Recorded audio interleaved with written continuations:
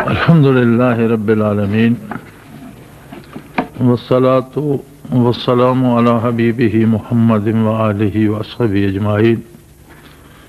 اعوذ باللہ من الشیطان الرجیم، بسم اللہ الرحمن الرحیم۔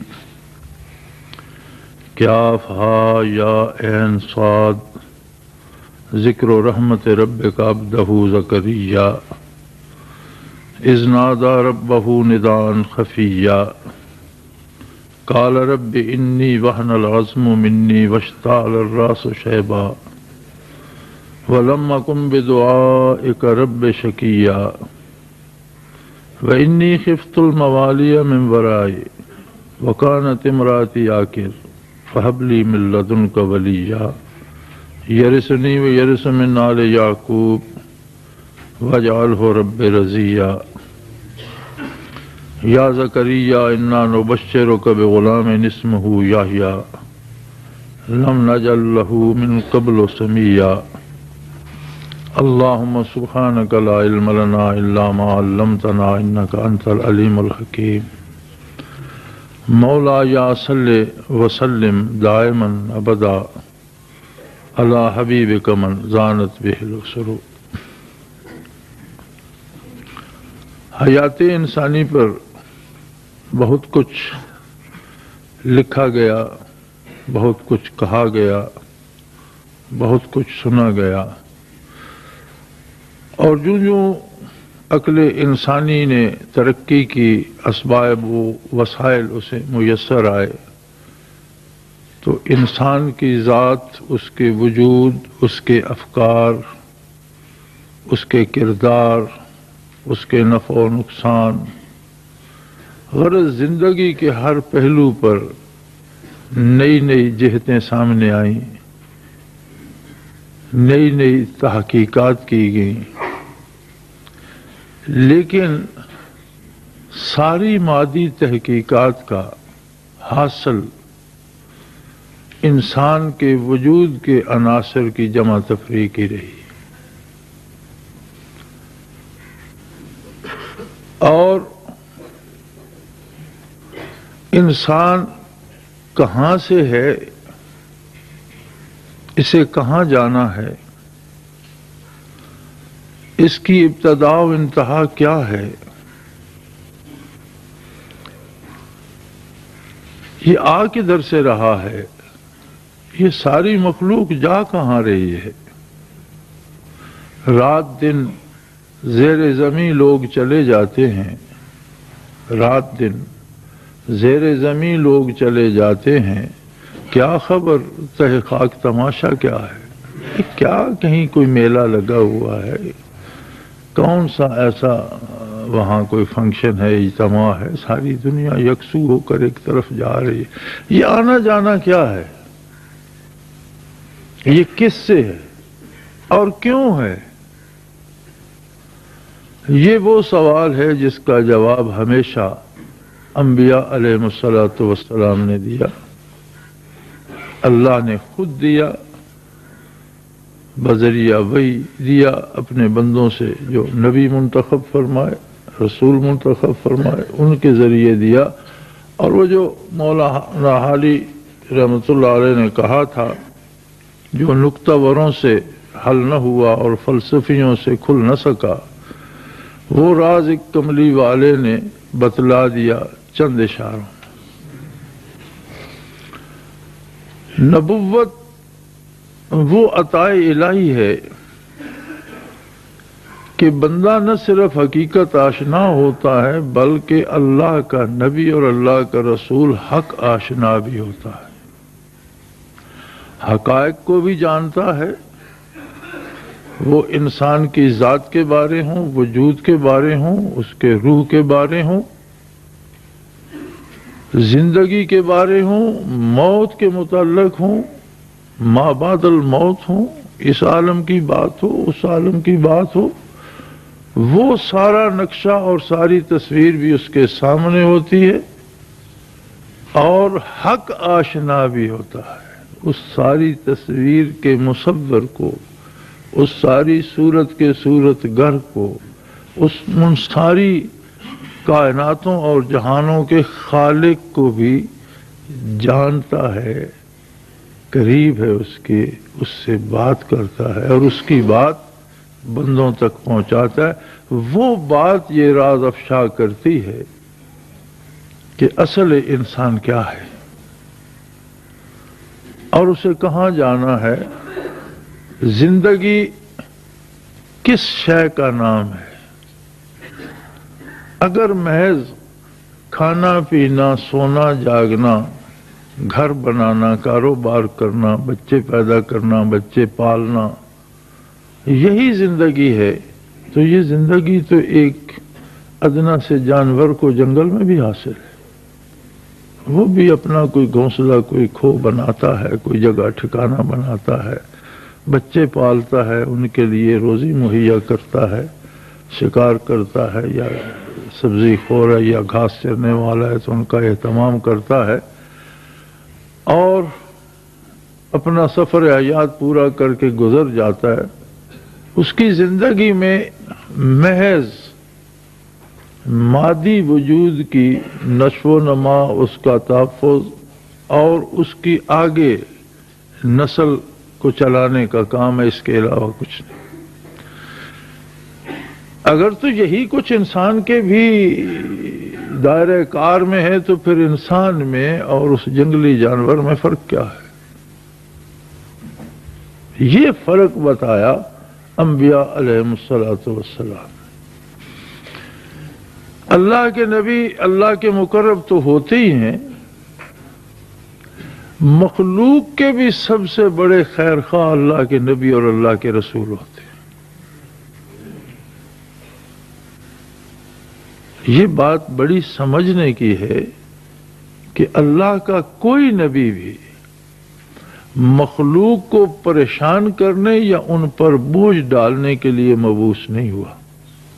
مخلوق کو بوجھوں سے آزاد کرنے، طرح طرح کی غلامی کے توقوں سے آزاد کرنے اور انسانی زندگی کے سکھ، آرام اور لطف سے آشنا کرنے کے لیے انبیاء مبعوث ہوتے ہیں۔ اور یہ حق ہے کہ زندگی کا مزہ انہی کو آتا ہے جنہیں برکات نبوت اور فیضان نبوت نصیب ہوتا ہے۔ یہ جو آیات کریمہ میں نے تلاوت کرنے کا شرف حاصل کیا، سورہ مریم کی شروع کی آیات ہیں، 16واں پارہ ہے، اور اللہ کریم اپنے کرم کی بات کرتے ہیں جو انہوں نے اپنے نبی حضرت زکریا علیہ السلام پر فرمایا۔ اب انبیاء کا جو تعلق مخلوق سے ہے اور جو تعلق خالق سے ہے، اس میں دونوں کی وضاحت ہو جاتی ہے۔ ذکر و رحمت ربک عبدہ زکریا، تیرے پروردگار کی اس رحمت، اس شان رحمت کی بات ہے جو اس نے زکریا علیہ السلام پر فرمائی۔ اذ نادى ربہ نداء خفیا، جب اس نے چپکے چپکے اور سرگوشیوں میں اپنے پروردگار سے بات کی۔ یعنی انسانی زندگی کا کمال یہ ہے کہ وہ مشت غبار ہوتے ہوئے خالق کائنات سے ہم کلام ہوتا ہے۔ کمال حیات یہ ہے، باقی ساری ضرورتیں اس وجود کو قائم رکھنے کے لیے ہیں۔ غذا اس کے قیام کا سبب ہے، دوا اس کے قیام کا، لیکن یہ قائم رہے گا تو اس کا حاصل کیا ہے؟ کیا یہ وجود ہی حاصل ہے؟ نہیں، وجود نہیں، اس کے اندر روح ہے جو عالم امر سے متعلق ہے۔ عالم امر عالم خلق سے بالا تر ہے، اس پر فنا نہیں ہے، خلق پر فنا ہے۔ امر صفت ہے اللہ رب العزت کی، صفات باری کے لیے فنا نہیں ہے، دوام ہے۔ روح انسانی جو ہے، کل روح من امر ربی، روح اللہ کے امر سے ہے۔ اب کیسے ہے، کس طرح ہے، اس نے کوئی امر کا ٹکڑا لے کر اس سے توڑ پھوڑ کر کے بنایا ہے، اس کی امر کی کوئی تجلی ہے، اس سے فرمایا یہ بات تمہارے عقل انسانی سے بالا تر ہے۔ وَمَا أُوتِيتُم مِّنَ الْعِلْمِ إِلَّا قَلِيلًا، انسانی ذہن کو اتنی استعداد نہیں دی گئی کہ عالم امر سے روح کیسے تخلیق پذیر ہوئی، اس کی جو ہے اس کا شعور انسانی ذہن کے پاس نہیں ہے۔ آپ اس بات کو چھوڑ دیں، اس بات پہ جم جائیں کہ روح کا تعلق عالم امر سے اور اصل روح انسانی ہے۔ آج تو جدید سائنس نے بھی یہ ثابت بھی کیا اور مانا بھی۔ مثلاً ایک آدمی دنیا سے گزرتا ہے، اس کی آپ آنکھ لے لیتے ہیں، وہ آنکھ اس وجود میں تو بینائی ختم کر چکی۔ کسی دوسرے زندہ انسان کو جب وہی آنکھ لگتی ہے تو پھر روشن ہو جاتی ہے، دیکھنے لگتی ہے۔ اس کا مطلب ہے کہ اس وجود میں کچھ ہے جو اس وجود سے ختم ہو گیا۔ آپ مرنے والے بدن کے کوئی عضو لے، ہاتھ لے لیتے ہیں، گردہ لے لیتے ہیں، وہ ڈونیٹ کر جاتا ہے۔ اب اس بدن کے ساتھ اگر رہتا تو گل سڑ جاتا، ختم ہو جاتا۔ کسی دوسرے بدن سے جب اسے پیوند کیا جاتا ہے تو پھر اپنا کام شروع کر دیتے ہیں۔ تو اس کا مطلب ہے کہ کوئی چیز جو اس بدن سے ختم ہو گئی اس بدن میں ہے، اور وہی تو روح ہے۔ وہ جو روح ہے وہ اصل انسان ہے، اس کے لیے موت یا فنا نہیں ہے۔ موت اس کا ایک پڑاؤ سے دوسرے پڑاؤ تک کا سفر ہے۔ جس طرح تخلیق عالم امر سے ہوئی، وہاں سے عالم خلق میں آیا، پشت پدر میں آیا، شکم مادر میں آیا، یہ سفر ہے نا، ایک جگہ سے دوسری جگہ منتقل ہوا۔ شکم مادر سے عالم دنیا میں آیا، دنیا میں جو وقت مقرر تھا رہا، وہاں سے موت نے اسے منتقل کیا، برزخ میں چلا گیا، جو وقت وہاں ہے وہاں پورا کرے گا، میدان حشر میں پہنچے گا، اپنا عرصہ پورا کرے گا اور اپنے انجام کو پہنچ جائے گا۔ اللہ کا پسندیدہ بندہ ہے تو اس کی رحمت کے سائے میں پہنچ جائے گا، اور اگر انسانی زندگی کو ضائع کر کے اور لا حاصل محض بدن کی پرورش پہ لگا رہا، غضب الہی کا شکار ہو جائے گا، اس لیے کہ اس نے اتنی بڑی نعمت ضائع کی۔ یہ بات کہ کسی نے یہ چھوٹی سا گناہ کر لیا، یہ باتیں تو قابل تلافی ہیں۔ کسی کی چوری کر لی، اس سے معافی مانگ لو، اسے پیسے واپس دے دو، منت کر لو، معاف ہو گئی۔ اور کوئی چھوٹا موٹے گناہ یہ تو قابل، اصل بڑا جرم جو جہنم جانے کا سبب ہے وہ یہ ہے کہ اس مشت غبار کو وہ شعور دیا گیا کہ یہ ذات باری کو پا سکتا ہے، آرزو کر سکتا ہے، دیکھ سکتا ہے، سن سکتا ہے، بول سکتا ہے۔ اب ایک اتنی سی مخلوق ہو کر بے شمار احتیاجات میں گھری ہوئی، خالق کائنات سے ہم کلام ہو اور اسے پہچانے اور اس کا طالب بن جائے، پھر اس کی ذات، اس کے جمال میں وہ کشش ہے کہ اس کا اسیر ہو جاتا ہے، اس کا طالب بن جاتا ہے، تو مشت غبار جمال الہی کی آرزو کرے۔ اب اس سے بڑا مرتبہ اس کے لیے کیا ہے؟ اور یہ استعداد سوائے انسان کے کسی مخلوق کو دی نہیں گئی۔ جب اس استعداد کو ضائع کرتا ہے تو یہ ہمیشہ کے لیے غضب الہی میں رہنے کا سبب بن جاتا ہے۔ اور جہاں یہ اپنے کمال کو پہنچتی ہے، انبیاء علیہ الصلوۃ والسلام نہ صرف خود حق آشنا ہوتے ہیں بلکہ ان میں وہ قوت ہوتی ہے کہ دوسروں کو بھی حق آشنا کر دیتے ہیں۔ حضرت زکریہ علیہ السلام نے بڑے خفیہ سے، بڑے سرگوشی کے انداز میں اپنے رب سے بات کی اور اپنا دکھ بیان کرتے ہیں، کہتے ہیں رب انی وہن العظم منی واشتعل الراس شیبا۔ رب کریم، اب تو ہڈیوں پر بھی کہولت طاری ہو گئی ہے، میرے جسم کی ہڈیاں بھی اپنا کام پوری طرح نہیں کرتی، تھوڑا سا کام کروں تو چٹکنے لگتی ہیں، بڑھاپے نے انہیں بھی بہت زیادہ متاثر کر دیا ہے. اور واشتعل الراس شیبا، اور بڑھاپے کا شعلہ تو میری چوٹی سے نکل گیا. بڑھاپا صرف مجھ پر طاری نہیں ہوا بلکہ بڑھاپے کا شعلہ تو میری چوٹی سے نکل گیا ہے. لیکن میں جب تجھ سے بات کرتا ہوں تو مجھے میرا یہ اعتماد تیری بارگاہ میں لے آتا ہے کہ تو میری بات نہیں ٹھکرائے گا. تیرے کرم کا مجھے، تیرے احسانات کا مجھے اتنا یقین ہے کہ میری بات خواہ کیسی بھی ہو، ظاہری اسباب اس کا ساتھ نہ دے رہے ہوں، میرا وجود اس کا ساتھ نہ دے رہا ہو، لیکن تو اسباب کا محتاج نہیں ہے، مسبب الاسباب ہے. تو بھئی آپ کیا چاہتے ہیں؟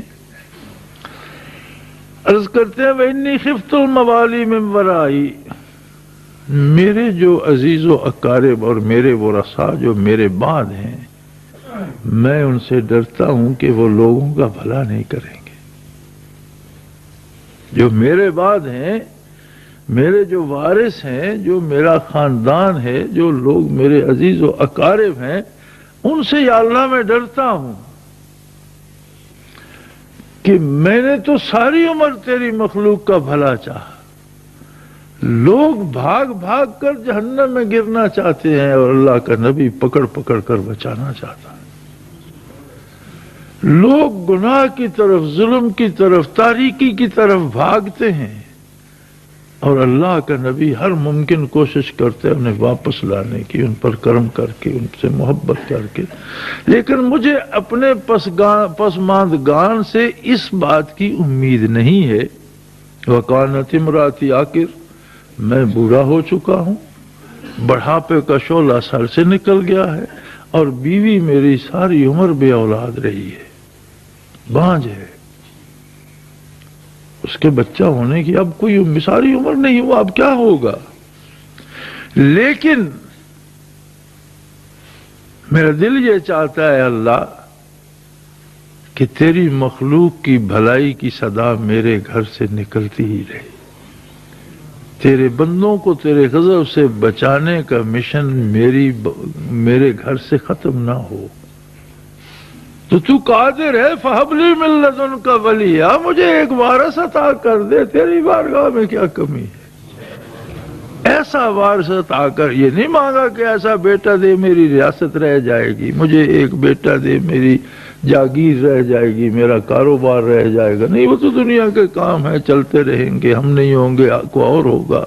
کل ہم نہیں تھے، ہم سے پہلوں نے چلائے، ہم نہیں رہیں گے، ہمارے بعد والے چلائیں گے. اصل بات تو یہ ہے کہ بندے کا تعلق بندے کے مالک سے، اور پھر بندے کا تعلق بندے سے کیا ہے؟ کیا وہ بندوں کو حق آشنا کرنے کا کام کرتا ہے، یا بندوں کے لیے ایک ظلم، ایک مصیبت، ایک بیماری، ایک پریشانی بن جاتا ہے؟ تو دعا یہ کر رہے ہیں کہ جو میرے ورثاء ہیں وہ شاید پریشانیاں پیدا کریں گے تیری مخلوق کے لیے، ان کے آرام کا سبب نہیں بنیں گے. میں بوڑھا ہوں، میری بیوی بانجھ ہے، لیکن تو میرا پروردگار تو ان باتوں کا محتاج نہیں ہے. فَهَبْ لِي مِن لَّدُنْكَ وَلِيًّا، مجھے ایک وارث دے. یرثنی ویرث من آل یعقوب، جو میری نبوت کا اور میرے باپ دادا کی نبوت کا وارث ہو. زمین و جائیدادوں کا وارث نہیں چاہیے مجھے، سلطنت و حکومت کا وارث نہیں چاہیے، وہ تو تیرا نظام ہے، چلتا رہے گا. مجھے وارث عطا کر دے تاکہ میں نے جو مشن ساری زندگی نبھایا ہے وہ میرے گھر سے نبھتا رہے، میرے آنے والے بھی تیری مخلوق کو تیری طرف آواز دیتے رہیں، تیرے غضب سے بچاتے رہیں، تیری رحمت کی طرف بلاتے رہیں. وَاجْعَلْهُ رَبِّ رَضِيًّا، اللہ کریم اسے ایسا ہی خوش اتوار بنا.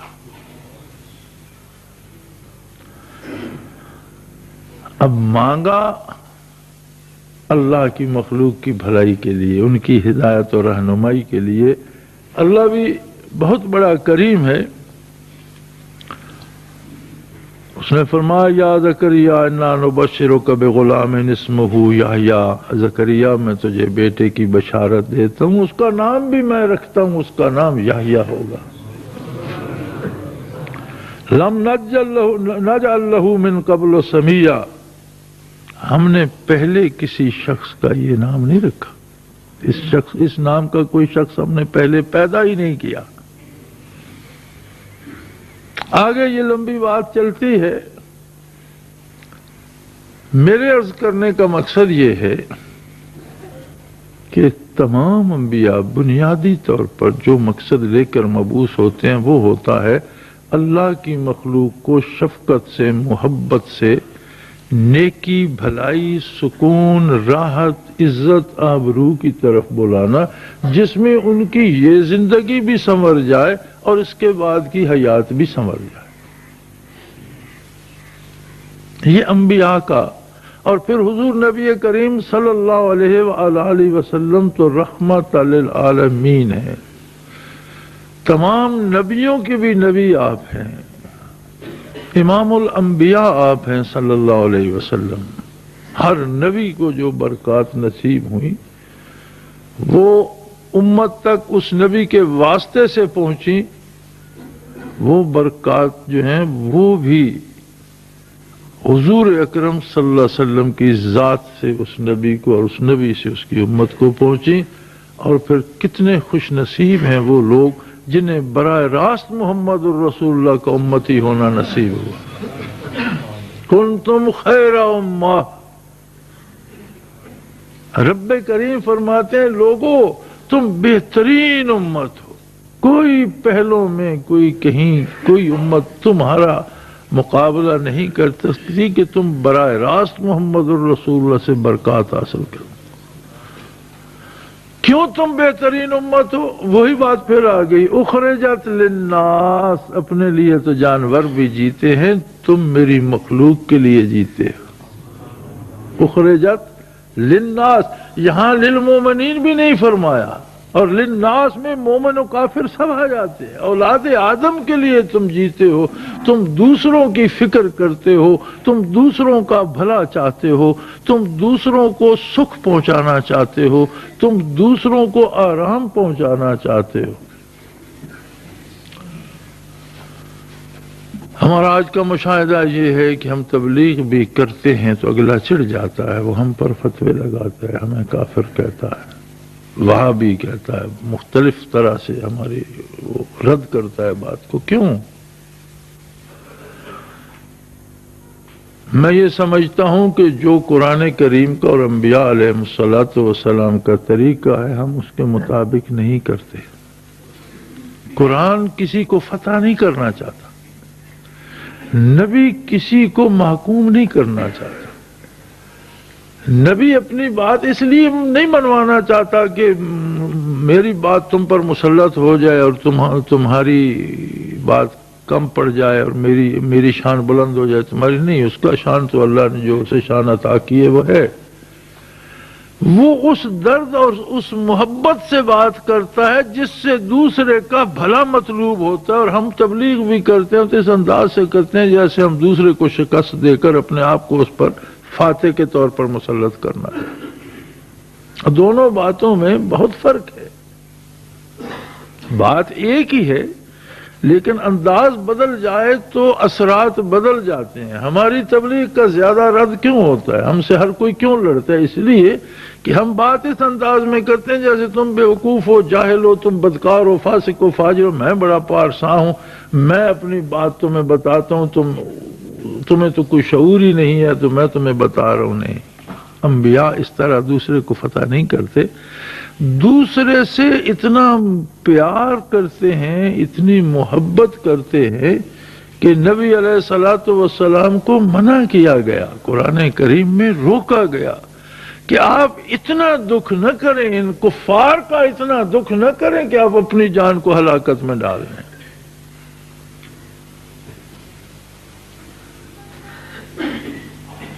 قد جاءکم رسول من انفسکم عزیز علیہ ما عنتم، آپ میں وہ رسول آیا ہے کہ ٹھوکر تمہیں لگتی ہے دکھ اسے ہوتا ہے، عزیز علیہ ما عنتم، اور یہ خطاب اولاد آدم کو ہے، مومن کافر سب اس میں شامل ہے کہ ٹھوکر تمہیں لگتی ہے، درد میرا نبی محسوس کرتا، حریص علیکم، دو عالم سے بے نیاز ہے، لیکن لوگوں تمہارے معاملے میں تو حرص کی حد تک چلا گیا کہ تمہیں اللہ کے غضب سے بچا لے، زیادہ سے زیادہ کو بچا لے۔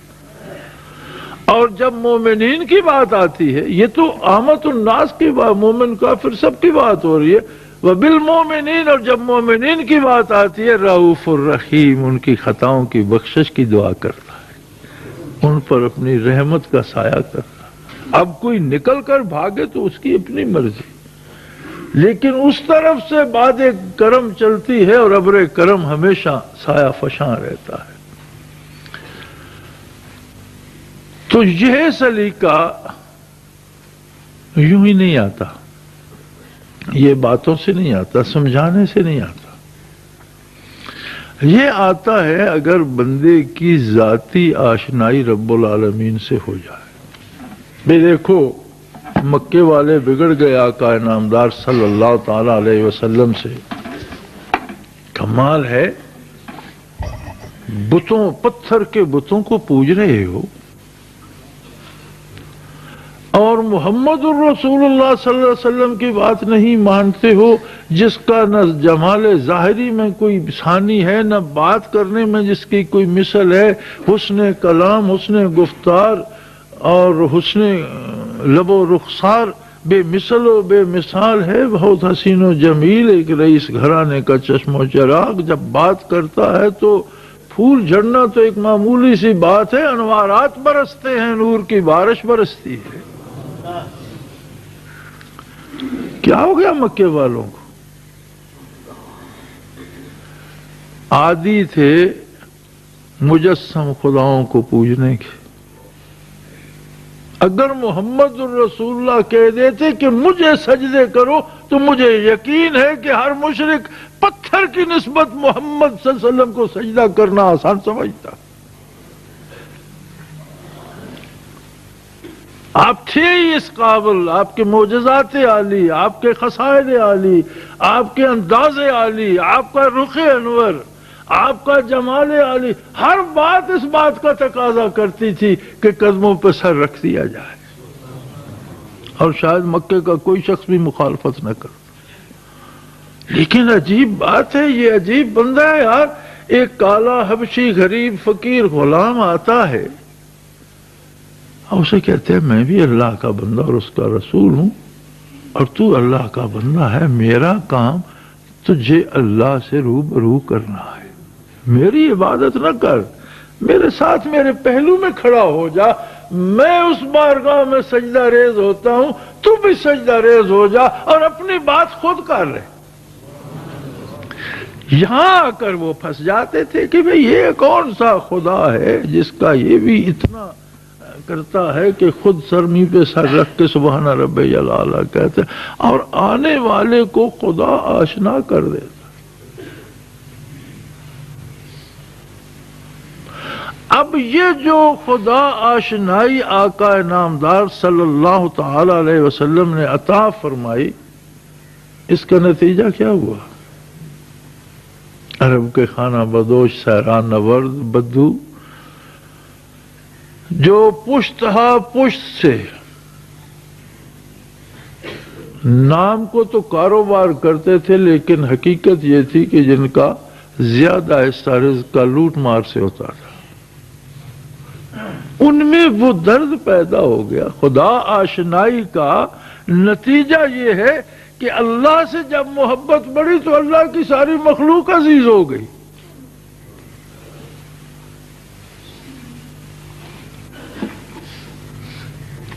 پائے سگ بوسید مجنوں، پائے سگ بوسید مجنوں، خلق گفتہ ہی چبود، گفت ہی سگ گاہے گاہے کوئے لیلا رفتہ بود۔ کتے کے پاؤں چوم لیے مجنوں نے، تو لوگوں نے کہا پاگل وہ دیوانہ ہوا، کتے کے پاؤں کے ساتھ کیا خصوصیت ہے؟ کہنے لگا یہ کبھی کبھی لیلا کی گلی سے گزرتا، اگر مجنوں کو لیلا کی گلی کا کتا عزیز ہے تو اللہ کے عاشقوں کو اللہ کی مخلوق عزیز نہیں ہوگی. یہ بات ہے جو انبیاء علیہ الصلوۃ والسلام سے نصیب ہوتی ہے. ابو صہرا نوز جو کبھی لوٹ کر کھاتے تھے، ان میں وہ جذبہ پیدا ہوا کہ دنیا میں کہیں کسی پر ظلم ہوتا تو چوٹ ان کے دل کو لگتی، اور وہ ظلم کو روکنے کے لیے اٹھ کھڑے ہوئے. کسی کو مٹانا، کسی کی حکومت چھیننا، کسی کا مال چھیننا مقصد نہیں تھا. اور تاریخ اس بات کی گواہ ہے کہ 23 برسوں میں وصال نبوی کے بعد 23 برسوں میں معلوم دنیا کی 3/4 پر مسلمانوں کی حکومت قائم ہو گئی، جس میں ہر کافر کو بھی انصاف ملا، صرف مومن کو نہیں. کسی کافر عورت کی چیخ سنائی نہیں دیتی، کسی کافر بوڑھے کی آہ سنائی نہیں دیتی، کسی کافر بچے کا آنسو ٹپکتا ہوا سنائی نہیں دیتا. اسلام قبول کرنا یا نہ کرنا یہ اس کی بات تھی، اس کے رب کی تھی، وہ پہنچا دیا گیا. لیکن زندگی کا حق، انصاف، زندہ رہنے کا حق، عقیدہ رکھنے کا حق، خود نبی کریم صلی اللہ علیہ وسلم نے فرمایا کہ جہاد میں ان لوگوں پہ تلوار نہ اٹھائی جائے جو مقابلے کے لیے نہیں نکلتے. کسی کا معبد ویران نہ کیا جائے، خواہ اس میں وہ آگ پوجتے ہیں یا بت پوجتے ہیں. جو لوگ معبد میں بیٹھے عبادت انہیں ڈسٹرب نہ کیا جائے. غلام ہو کر، جنگی قیدی غلام ہو کر آئے، اپنی آگ پوجنے والے آگ پوجتے رہے، بت پوجنے والے بت پوجتے رہے. مدینہ منورہ نے کسی نے ان پر قدغن نہیں لگائے. یہ آج کا حال سمجھ سے والا تر ہے کہ فرعی اختلاف ہے، ایک مسجد کو دوسری مسجد سے اس سے پہ بم گرا دو، اس پہ گولی چلا دو. یہ فیضان نبوت نہیں ہے. یہ ویرانیاں جو زندگی، قومی زندگی میں آ رہی ہیں، اور یہ نفرتیں جن کا ہم شکار ہیں، ہم کیسے مسلمان ہیں کہ نماز پڑھنے کے لیے باہر بندوق بردار کھڑے نہ کیے جائیں تو بڑا خطرہ ہے. مسجد تو جائے امن ہے. ما کان یدخلوها الا خائفین، کسی کو زیب نہیں دیتا کہ وہ مسجد میں آئے اور اس پر ہیبت الہی طاری نہ ہو. تو اللہ کے روبرو جا رہا ہے، وہ تو اللہ کی مخلوق کا خیر، اللہ کے قریب جب جائے گا تو اس کی مخلوق کا خیر خواہ بن جائے. آپ اپنی زندگی میں دیکھ لیجئے. آپ میرے پاس تشریف لاتے ہیں، میرے ساتھ لوگ بھی ہیں، میرے پاس مویشی بھی ہیں، اونٹ ہیں، گھوڑے ہیں، بھینسیں ہیں، بیل ہیں. تو آپ اگر آ کر میرے جانوروں کو پیٹنا اور ان کی رسیاں توڑا کر انہیں بھگانا شروع کر دیں تو مجھے آپ کتنے اچھے لگیں. اگر میں آپ کو اچھا لگوں گا تو یہاں کی ہر چیز آپ کو اچھی لگے گی، ہر چیز کا بھلا چاہیں گے. اگر بندے میں بھی اتنی غیرت اور حیا ہے تو اللہ تو سب سے بڑا غیور ہے. اسے اپنی مخلوق بڑی عزیز ہے. نبی علیہ الصلوۃ والسلام نے اپنی مثال دے کے فرمایا، میری مثال ایسی ہے جیسے ویرانے میں آگ جل رہی ہو اور پروانے دور دور سے آ کر اس میں گرنا چاہتے ہیں، اور کوئی جھولی پھیلا پھیلا کر انہیں آگ سے بچا رہا ہو کہ لوگ جہنم کی طرف بھاگ رہے ہیں اور میں پکڑ پکڑ کر انہیں بچا رہا ہوں. قرآن کریم نے منظر کشی کی، اور شاید ہم اس منظر کا شکار ہوتے جا رہے ہیں. فرمایا کنتم عادان، تم تو صرف دشمن تھے. روما کی سلطنت تھی، کسرا ایران موجود تھا، خاقان چین کی حکومتیں تھیں، قبائلی سردار موجود تھے، ریاستیں تھیں، فوجیں تھیں، گورنر تھے، صوبے تھے، لیکن ہر کوئی ایک دوسرے کا دشمن تھا. بیٹے کا دو چلتا تو باپ کی گردن کاٹ کر صبح تاج پہن کے بیٹھ جاتا. گورنر کا دو چلتا تو بادشاہ کے خلاف بغاوت کر دیتا. بھائی کا دو چلتا تو بھائی کی گردن کاٹ لیتا. کنتم عادان، اے انسانوں تم صرف دشمن تھے، تم کچھ بھی نہیں تھے. جسے موقع ملتا دوسرے کو نقصان پہنچاتا. میرے نبی نے کیا کیا؟ فرمایا وَأَلَّفَ بَيْنَ قُلُوبِكُمْ. واہ، تمہارے دلوں سے محبت کے دریا جاری ہو گئے، نفرتوں کی جگہ محبتوں نے لے لی۔ نبی علیہ الصلوۃ والسلام نے آ کر تمہیں محبتوں سے آشنا، الف بین قلوبکم فاصبحتم بنعمتی اخوانا، اور تم پلک جھپکنے میں بھائی بھائی ہو گئے۔ جو دشمن تھے وہ ایک دوسرے کے دوست میں لوٹ کر کھانے والے، اپنا مال دوسروں پر لٹانے والے بن گئے، ظالم عادل بن گئے، بلکہ ظلم کو دنیا کے دوسرے کونے تک بھگا کر لے گئے۔ کافر سے بھی اسلام نے نفرت نہیں سکھائی، کفر سے نفرت سکھائی۔ اس کا جو کافرانہ کردار ہے، اس جیسے ڈاکٹر مریض سے نفرت نہیں کرتا، اس کے مرض سے ضرور کرتا ہے۔ مریض سے دوستی کر کے مرض سے دشمنی کرتا ہے، مرض کو ختم کرنا چاہتا ہے، ساری دوائیں اس کو قتل کرنے والی دیتے ہیں، مرض کو قتل کرنے والی، مریض کو نہیں۔ اگر ڈاکٹر مریض ہی کو قتل کرنے لگ جائے تو علاج کس بات کا؟ بندے مومن امتی محمد الرسول اللہ خیر امت کا جو حصہ ہے وہ دوسروں کو حیات دینے کے لیے ہے، موت نہیں۔ جہاد میں بھی عین میدان کارزار میں اگر اگلا اپنے ظلم سے باز آنے کا اقرار کر لیتا ہے تو تلوار رک جاتی۔ حضرت خالد رضی اللہ عنہ کے ہاتھ سے ایک شخص اس طرح قتل ہو گیا کہ عین جب انہوں نے تلوار اٹھائی تو اس نے کلمہ پڑھ دیا، لا الہ الا اللہ محمد رسول اللہ، نے تلوار کھینچی اور اس کا سارا لگ گیا۔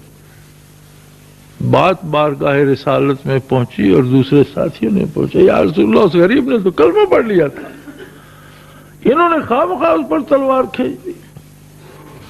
جب حضرت خالد رضی اللہ عنہ سے پوچھا گیا تو انہوں نے عرض کی، یا رسول اللہ میں سمجھا تھا کہ یہ اب اس کی تلوار ٹوٹ گئی ہے، مجھ سے مقابلے میں ہار گیا، اور اب جب موت دیکھی ہے تو کلمہ پڑھ کے جان بچانا چاہتا ہے، اس نے خلوص سے نہیں پڑھا۔ صلی اللہ علیہ وسلم نے فرمایا، خالد کیا تو نے اس کا دل چیر کے دیکھا تھا؟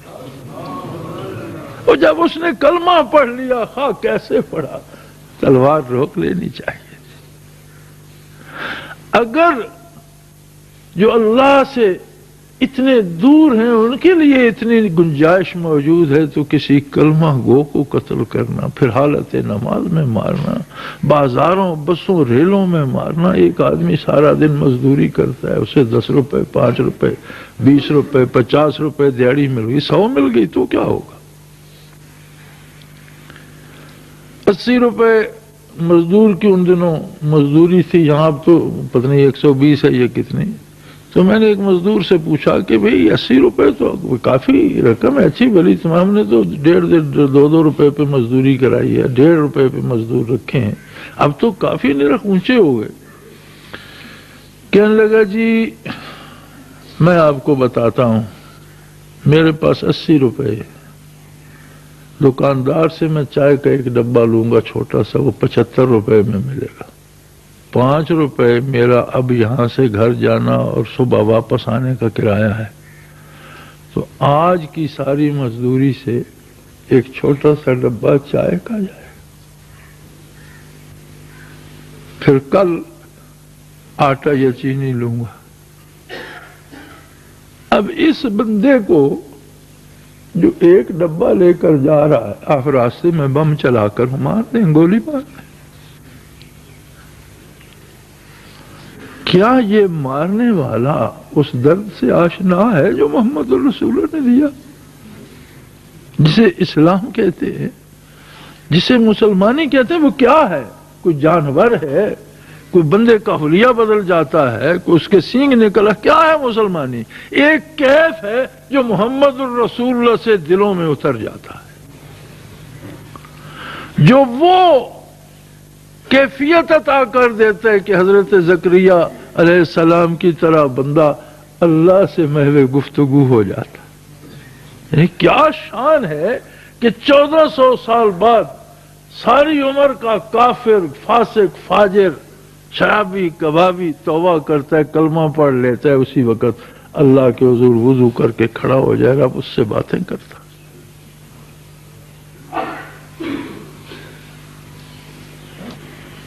کر دیا ہم سخن ان بندوں کو خدا سے تو نے، اس مشت غبار کو وہ بلندی اور علو مرتبت بخشا کہ تو نے اسے اللہ سے مخاطب کر دیا۔ اب جو اللہ سے بات کرتا ہے کیا وہ اللہ کی مخلوق پر غضب بن کے پلٹے گا یا اللہ کی رحمت کا پیام لائے گا؟ میرے بھائی، ہم نے عبادات کو بھی ایک سکہ سمجھ کر تجارت شروع کر دی۔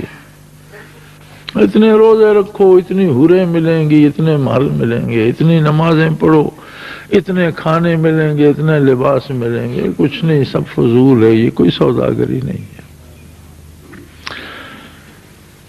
کچھ نہیں ملے گا سوائے وصال الہی کے، اور اگر وصال الہی نہ ملا تو کچھ بھی نہیں ملے گا۔ جنت کیا ہے؟ ایک خاص سٹیٹس کے لوگوں کی رہائش گاہ ہے۔ اب گورنر ہاؤس کے آپ گنتے رہیں کہ اس میں اتنے فانوس ہیں، اس میں اتنے پلنگ ہیں، اس میں اتنے کھانے ہیں، اس میں اتنے خدام ہیں، اس میں اتنے نوکر ہیں، لیکن وہ آپ گورنر بنیں گے تو ملے گا، گننے سے نہیں۔ آپ حوریں شمار کرتے رہیں، آپ پھل میوے دودھ اور شہد کی نہریں شمار کرتے، سب کچھ وہاں جو کچھ ہم شمار کرتے ہیں اس سے زیادہ ہے، لیکن ملے گا تب جب آپ اللہ سے ہم کلام ہوں گے، اللہ کے مہمان بن کے جائیں گے، اللہ کے طالب بن کے جائیں گے، اللہ کے حضور جائیں گے، تو آپ کی رہائش گاہ تو شاہی مہمان خانہ ہے جنت۔ اور باغی اور مجرم ہو کر اللہ کی مخلوق کو پریشان کر کے، انہیں تباہ کر کے، انہیں ایذا دے کے، دکھ دے کے، گرفتار ہو کے پکڑے ہوئے جائیں گے تو جیل جائیں گے۔ بھائی پھر آپ کو حور و قصور سے کیا؟ تو تمام عبادتوں کا حاصل یہ نہیں ہے کہ جنتیں ملیں گی، عبادت کا حاصل یہ ہے کہ اللہ کے ہونے کا یقین کتنا کامل ہوا۔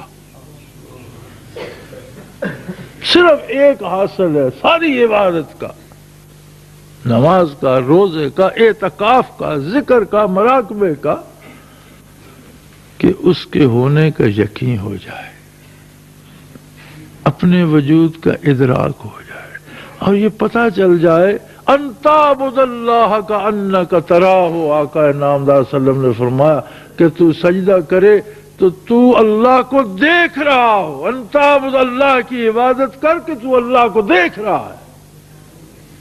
فَإِن لَمْ تَكُنْ تَرَاهُ، اگر یہ کیفیت نہیں ہے پھر یہ یقین کامل ہو کہ فَإِنَّهُ يَرَاكَ، میں اس قابل نہیں لیکن میرا رب تو مجھے دیکھ رہا۔ اگر یہ بھی نہیں تو پھر ایکسرسائز ہے، کرتے رہو، اٹھتے بیٹھتے رہو، سفر کرتے رہو، بیت اللہ سے ہو آؤ۔ میرے بھائی، اگر عبادت عملی زندگی میں تبدیلی نہیں لاتی، اور عملی زندگی میں تبدیلی نور یقین سے آتی، اللہ کی عظمت کا یقین، اللہ کے ہونے کا یقین، اپنی بات اللہ سے کرنے کا یقین۔ جب بندہ اللہ سے بات کر لے اور اسے یقین ہو کہ میرا مخاطب ہے، اللہ مجھ سے بات کر رہا ہے، سن رہا ہے۔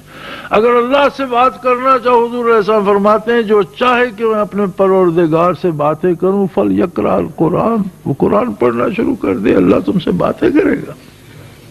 ہم قرآن پڑھتے ہیں، اللہ کی طرف سے بندوں پر نازل ہوا، یہ عذاب کی آیت کافروں کے لیے ہے، یہ جو درجات کی آیت ہے یہ صحابہ کرام کے لیے ہے، یہ اولیاء اللہ کے لیے ہے، یہ مومنین کے، یہ بھی انداز صحیح نہیں۔ انداز صحیح یہ ہے کہ میں ہوں اور میرا رب ہے، اب جو بات کر رہا ہے وہ میرے ساتھ کر رہا ہے۔ یہاں لکھا ہوا ہے واللہ علیم بالظالمین، مجھے کہہ رہا ہے کہ میں ظلم کرنے والوں کو میں نے تاڑا ہوا ہے، تو نہ اس میں شامل ہو جانا۔ اب اس آیت کو اس طرح نہ چھوڑ دو کہ جو ظلم کرتے ہیں ان کے لیے، میں تو نہیں کرتا ہوں، ان کی بات ہمارے ساتھ کرنے کی، میرے ساتھ کرنے کی کیا ضرورت ہے؟ میرے ساتھ اس لیے کر رہا ہے کہ واللہ علیم بالظالمین، میں نے ظالموں کو تاڑا ہوا ہے، مجھ سے کوئی چھپا ہوا نہیں۔ ان سے میں نبٹ لوں گا، کہیں تو اس طرف نہ چلا جانا ورنہ مارا جائے گا۔ اس پہ نہ رہے کہ یہ مزے نہیں کر رہے، میں نے ان کو گھیرا ہوا ہے، میری نظر میں ہے۔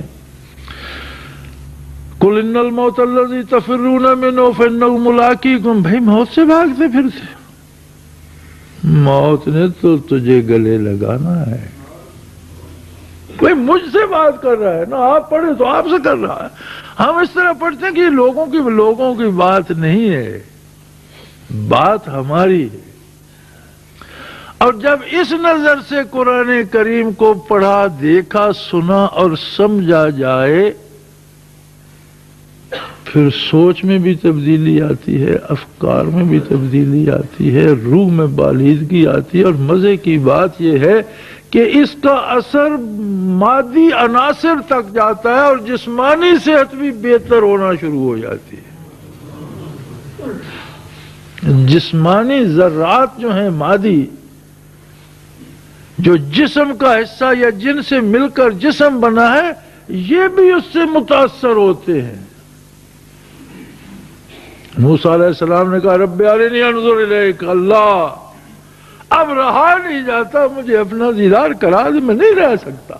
بھئی اللہ کا نبی ہے، جانتا بھی ہے، پتہ بھی ہے میں عالم دنیا میں ہوں، یہ دار دنیا ہے اور یہ ساری دنیا اس کے جمال جوہرہ کتاب نہیں لا سکتی۔ جب جائیں گے اس کی بارگاہ میں پھر ہر کوئی دیکھے گا، وہاں کا عالم اور ہوگا، نگاہ اور ہوگی، لیکن کوئی عشق کو کیا سمجھائے؟ ایک درد ہے، ایک طرف ہے، ایک تمنا ہے رب ارنی انظر الیک، اللہ دیکھے بغیر مزہ نہیں آ رہا۔ فرمایا موسیٰ لن ترانی، تو زمین پہ بیٹھا ہے میرے نبی، میں تجھے اپنے کلام سے نوازا ہے، میں تو نے کلمہ ربہ تک میں تجھ سے باتیں کرتا ہوں، لیکن یہ درمیان سے پردہ نہ اٹھا۔ ہاں اگر تو دیکھنا چاہتا ہے تو ذرا اس پہاڑ کی طرف نگاہ کر، فلما تجلی ربہ جعلہ دکا، اور جب پہاڑ پر کوئی ذرا سا ایک کرن کہیں معمولی سی جمال جہاں تاب کی پڑی، پرخچے اڑ گئے اس کے، خر موسیٰ صاعقہ، اور موسیٰ علیہ السلام جو دوسری طرف کھڑے تھے صرف نظارے جمال سے بے ہوش ہو گئے۔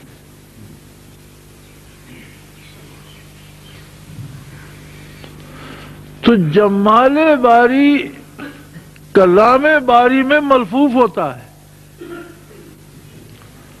متکلم کا جمال اس کے کلام میں ہوتا ہے۔ جو جس کی بات آپ سنتے نہیں، کچھ عرصہ ایک آدمی کے ساتھ اس کی بات، اس کی عادتیں آپ میں آ جائیں گے۔ آپ کسی بندے کو کسی بٹیر لڑانے والے کے ساتھ کچھ عرصے بعد وہ بھی بٹیر اٹھائے پھرتا ہوگا۔ صرف وہ باتیں سن سن کر وہ چیز اگر ایسوں کی آتی ہے کسی کو نیک آدمی کے پاس، نیکی کی باتیں سنتے سنتے از خود وہ سدھر جائے گا۔ اسی طرح جب اسے جمال باری نصیب ہوتا ہے یا کلام باری سے جمال باری اخذ کرتا ہے، متکلم کا جمال اس کے کلام سے لیتا ہے، قرآن حکیم کو اس انداز سے پڑھتا ہے کہ میرے ساتھ بات ہو رہی ہے اور میرا رب کر رہا ہے، تو جو انوارات اس میں آتے ہیں وہ نہ صرف روح کو بالیدگی بخشیں بلکہ اس سے جسمانی صحتیں بھی درست ہوتی چلی جائیں۔ اور دو عالم سدھرتے چلے جاتے ہیں، محبتیں بڑھتی ہیں۔ اسلام محبتوں کا مذہب ہے، اللہ کی مخلوق سے محبت۔ اگر کوئی کافر بھی ہے، اگر کوئی گناہ گار بھی ہے تو محبت کا تقاضا یہ ہے کہ اسے گناہ سے، کفر سے بچایا جائے۔ نبی علیہ السلام نے فرمایا اپنے بھائی کی مدد کرو خواہ وہ ظالم ہے یا مظلوم۔ عرض کی یا رسول اللہ مظلوم ہو تو اس کی مدد کریں، یہ بات تو سمجھ میں آتی ہے۔ اب ظالم ہے، ظلم کر رہے ہیں، اس کی کیا مدد؟ فرمایا اسے ظلم سے روک کر اس کی مدد کرو، مظلوم کو ظلم سے بچا کر اس کی مدد کرو، اور ظالم کو یہ سمجھا کر کہ بھئی ظلم نہیں کرو، یہ اچھی بات نہیں ہے، اسے ظلم سے روک کر اس کی مدد کرو، اسے بھی محروم نہ رکھو، اس سے نفرت نہ کرو، اس ظلم سے، اس برے کام سے، اس برائی سے نفرت کرو۔ تو اندازہ کیجئے اسلام کیا ہے، مسلمان کیا ہے، اور ہم آج کیا بن رہے ہیں۔ الحمدللہ اللہ کریم نے ہمیں رمضان کی سعادتیں نصیب فرمائی، اللہ نے اعتکاف کی سعادت احباب کو بخشی۔ کتنا کریم ہے کہ کچھ لوگوں کو اپنے پاس پکڑ کر بٹھا لیا کہ یہ 10 دن صرف میں ہوں گا، اور تم کسی سے بات ہی نہ کرو، بس میرے ساتھ ہی باتیں کرتا۔ اگر ہم اسے بھی رسم ہی سمجھے تو پھر ہمارا کیا ہوگا؟ اب جس بندے کو اس نے بلا کر اپنے حضور اپنے گھر میں بٹھا لیا کہ بھئی تم کسی سے کوئی بات سوائے ضرورت کے نہیں کرو گے، سارا رات دن میرے ساتھ باتیں کرتے رہو، اس بندے کو بدل نہیں جانا چاہیے؟ ایک صحرائی کو، گڈریے کو، چرواہے کو آپ ایوان سلطنت میں 10 دن چھوڑ دیں، واپس آئے گا تو گڈریا نہیں ہوگا، وہ 10 دنوں میں اس کا حال بدل جائے گا۔ وہ تو پریزیڈنٹ آف اسٹیٹ سے بات کرتا ہے، پرائم منسٹر سے بات کرتا ہے، ان کے ساتھ بیٹھ کر چائے پیتا ہے، اسے تو سارے آداب آ جائیں گے۔ ان 10 دنوں کو وہ زندگی کی ضمانت بنا لے گا کہ بھئی مجھے یہ کام زیب نہیں دیتا۔ کراچی کا ایک شتربان تھا، اونٹ ریڑھی چلانے والا، امریکہ کا صدر یہاں دورے پہ آیا، وہ جا رہا تھا تو بشیر نامی تھا، اس نے روک کر اس کی اونٹ گاڑی دیکھی اور اسے کہا تم میرے مہمان ہو، امریکہ آؤ۔ وہ یہاں سے سرکاری طور پر اسے امریکہ بھیجا گیا، وہ امریکہ سے آ کر پھر اس نے کبھی اونٹ گاڑی تو نہیں چلائی، اسے سارے آداب بھی آ گئے اور وہ ایک اور معاشرے کا بندہ بن گیا۔ پھر اس نے اونٹ نہیں رکھے، نہ اونٹ گاڑی رکھی، نہ سڑکوں پر ہمیں وہ نظر آیا۔ کیوں؟ امریکہ تو وہ 2 دن یا 3 دن پریزیڈنٹ آف یونائٹڈ اسٹیٹ کے ساتھ رہا، ان 3 دنوں میں بندہ ہی اور ہو گیا، وی آئی پی بن گیا۔ یہاں کے تو پرائم منسٹر اور پریزیڈنٹ اسے بھاگ بھاگ کر بلاتے تھے کہ یہ ہم پریزیڈنٹ آف امریکہ کا دوست ہے۔ تو جو 10 دن خلوت میں، تنہائی میں اللہ کے ساتھ رہے، اسے بدلنا نہیں چاہیے۔ پتہ چلنا چاہیے کہ یہ تو وہ بندہ ہے جو اللہ کریم کے روبرو بیٹھا رہا 10 دن، اس نے تو کسی سے بات ہی، اس کی بات تو اللہ سنتے رہے اور اپنی باتیں سے سناتے رہے، اسے تو پھر دنیا کے درد کی دوا بن جانا چاہیے، لوگوں کے دکھوں کا مداوا بن جانا چاہیے۔ اور اگر مسجد سے 10 دن بعد ہم نکلے تو ویسے ہی رسہ توڑا کے آگے، جیسے 10 دن کسی نے باندھے رکھا تھا، اور وہ 10 دن کا بھی ہم نے ارمان پورا کیا کہ کچھ اور سینگ ماروں اور کسی کو نقصان پہنچاؤں اور دنیا کو طے کر دوں اور ہر کوئی مجھ سے ڈرتا پھرے، تو پھر یہ تو اسلام نہیں ہے میرے بھائی۔ اسلام ایک درد ہے جو اللہ کی ساری مخلوق کے لیے شفقتیں، محبتیں اور بھلائیاں چاہتا ہے۔ عبادت اس درد کے حصول کا سبب ہے، خواہ نماز ہے، زکوٰۃ ہے، روزہ ہے، حج ہے، سارا ہیلا اس لیے ہے کہ دل کا زنگ اتارا جائے۔ لِكُلِّ شَيْءٍ سِقَالَةٌ وَسِقَالَةُ الْقُلُوبِ ذِكْرُ اللَّهِ كَمَا قَالَ رسول اللہ صلی اللہ علیہ وسلم۔ ہر چیز کی پالش ہوتی ہے، زنگ لگ جائے، میلی ہو جائے، اسے پالش، دلوں کی پالش اللہ کا ذکر، اللہ کی یاد۔ اپنا محاسبہ کیجئے، ہم ساری دنیا کا احتساب کرتے ہیں، اپنا محاسبہ نہیں کرتے۔ خود کو ترازو پہ رکھیے، اپنی پہلی زندگی، اپنی پہلی سوچوں کو ترازو پہ رکھیے، اور ایک جمعۃ الوداع کی اللہ کی حضوری اور اللہ کی ملاقات کو ترازو میں رکھ کر دیکھیے۔ اللہ کرے اس چند لمحے کی حضوری سے ہماری زندگی بدل جائے۔ جنہیں اعتکاف کی سعادت نصیب ہوئی ہے وہ پورا آخری عشرہ جب بارگاہ باری میں حاضر رہے ہیں تو واپس آئیں تو انہیں تو شفقتوں کا امین ہونا چاہیے، دکھ درد کا مداوا ہونا چاہیے، لوگوں کے لیے مشعل راہ بن جانا چاہیے، اور بھٹکے ہوئے مسافروں کو اللہ کی طرف منزل کی نشاندہی کرنے والا بن جانا چاہیے۔ سو میرے بھائی، اپنی عبادات کا، اپنے اذکار کا، اپنی تلاوت کا، اپنے اعتکاف کا اور اپنے رمضان کا محاسبہ کیجئے۔ اللہ کریم ہماری ٹوٹی پھوٹی عبادتوں کو قبول فرمائے، ہمارے گناہوں سے درگزر فرمائے اور ہمیں اپنی مخلوق کے لیے اپنی رحمت کا نمائندہ بنا دے۔ وآخر دعوانا ان الحمد للہ رب العالمین۔